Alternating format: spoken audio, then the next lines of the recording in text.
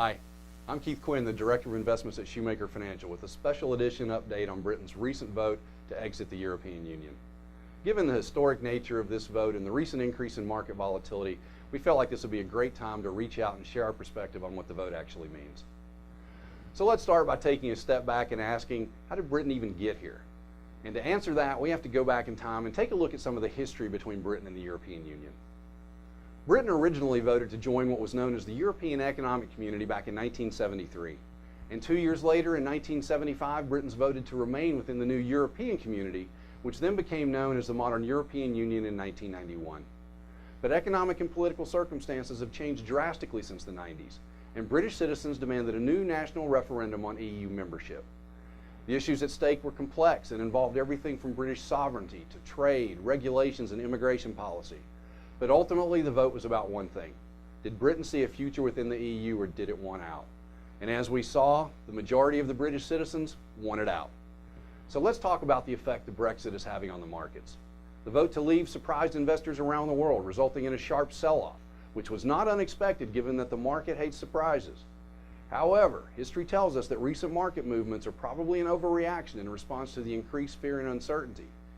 If we look back, we see this since World War II when there have been political shocks. The markets tend to oversell and then quickly rebound in the weeks and months that follow. And though history doesn't predict the future, we can look at other similar events as a guide. For example, during the crisis around the Japanese earthquake in 2011 and the European debt crisis in 2012, the markets experienced double-digit losses and then quickly recovered within 3 or 4 months. So will that happen this year? Well, obviously it's just impossible to know.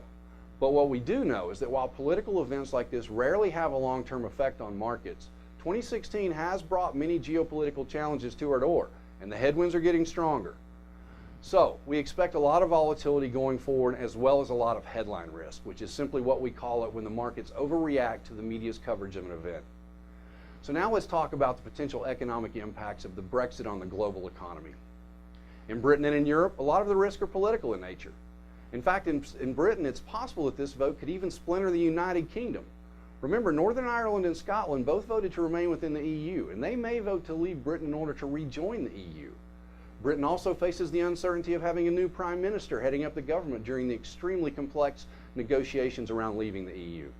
In fact, exit negotiations are likely to drag on for months and possibly years, and we can expect plenty of volatility in the financial markets as those negotiations are hammered out. Economists also worry that Britain could lose a lot of multinational corporations who rely on access to the European markets and the free movement of labor around the European Union.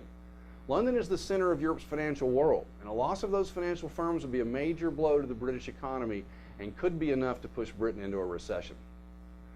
Additionally, one of the big worries that the experts have is that Britain's vote will be the first of many anti-EU votes that could cause a rush to the exits by other EU member countries. Britain's leaving is complicated enough, but if a member of the Euro currency union, like the Netherlands or Greece, decided to leave, those negotiations would be even more complex. But I do want to point out that many economists are a lot more upbeat. They believe that the most apocalyptic scenarios are unlikely to play out. Since Britain and Europe need each other, they think future negotiations are likely to be favorable to the parties on both sides. European leaders are also a lot more likely to make needed reforms to keep their citizens happy and to avoid Britain's fate. So how will the Brexit affect the U.S. economy? Well, that really depends on how the exit is negotiated, and we just don't know what that's going to look like. But here's what we do know. Trade with Britain accounts for just 0.31% of U.S. gross domestic product. So problems with British trade won't necessarily affect us in any meaningful way. And we don't foresee any structural changes to the U.S. economy as a result of the Brexit vote. However, the dollar is often viewed as a safe haven in times of international turmoil, which is pushing the dollar's value up versus other currencies. Remember, a stronger dollar may weaken demand for U.S. exports, which could drag down economic growth. But keep in mind that the U.S. is a consumer-driven economy and that wages, the housing market, and improvements in personal finances all support consumer spending right now. So will the Brexit be enough to push the U.S. into a recession? Probably not, but it could contribute to weaker growth over the next couple of years. Britain's vote will likely affect Federal Reserve policies this year, however. Post-Brexit, expectations of a rate increase have gone down dramatically. Where predictions of a September rate hike were at 30% before the vote, they now stand at 0. And in fact, some experts are even suggesting that rate cuts may be back on the table if economic growth continues to slow. So let's close by talking about what we as investors should be doing right now. First and foremost, tune out the noise. We're going to see a lot of terrifying headlines about the Brexit, and it's not good for your mental or financial health to be glued to the media. Let us filter through the news for you and communicate what you need to know. Second, focus on your own financial goals. Do you know who isn't exiting the EU? You aren't. America isn't. Political events don't change your goals, and it's critical to avoid emotional reactions.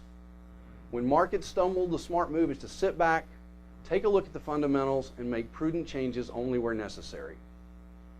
Third, regardless of which direction the markets go, we can expect a bumpy ride. Fear and uncertainty are going to rule the market for a while, and stocks may tumble even more, so do not panic.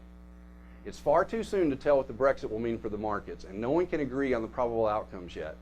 And though we don't think the Brexit is the end of the world, we do want to acknowledge the short-term risk it poses to the markets. Finally, we believe that bull markets don't die of old age, but we are facing growing headwinds from abroad that may threaten the bulls. We are closely watching the economic data and the market research, and we will be communicating continuously with you in the weeks to come. Right now, your job is to stay calm and focused on your goals. Remember, this too shall pass, and if your goals haven't changed and your time horizon hasn't changed, your investment strategy shouldn't change either. Well, that's it for this special edition Brexit update, and as always, please don't hesitate to reach out to your advisor with any specific questions or concerns that you may have. Or you can always give our firm a call at 1-800-757-1059. Until next time, I'm Keith Quinn, the Director of Investments for Shoemaker Financial, wishing you continued peace and prosperity.